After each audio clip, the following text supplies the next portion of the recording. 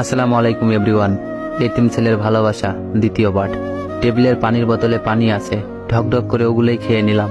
পানি খাওয়ার পর মনে হচ্ছে ক্ষুধাটা একটু কমেছে, কিন্তু এই পানি খেয়ে কতক্ষণ থাকা যায়। রাতে মামা আসলো। আসার কিছুক্ষণ পর এসে আমার রুমের দরজা খুলে দিল।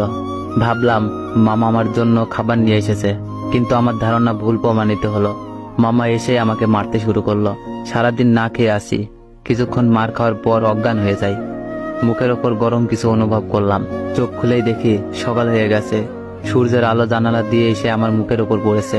সারা শরীর ব্যথায় জমে আছে। তারপরও কষ্ট করে উঠলাম। রাতে মামাকে মামি কি বলেছে জানি না, হয়তো এক গাদা মিথ্যা কথা বলেছে, যার জন্য আমাকে এমন ভাবে মারলো। রুমের বাইরে আসলাম। রিয়া ড্রয়িং রুমে বসে টিভি দেখছে। আমাকে দেখে বলল, ভাইয়া, তোমার কাছ থেকে এটা আশা করিনি। আমি বললাম, কি করলাম আমি? রিয়া বলল, গতকাল সীমা আপুর সাথে কি করেছ? আমি বললাম, কই কিছুই করিনি তো। রিয়া বলল, মিথ্যা কথা বলবে না।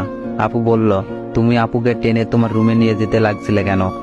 আমি বললাম, সত্যি বলছি, আমি এমন কিছুই করিনি, বিশ্বাস কর আমাকে।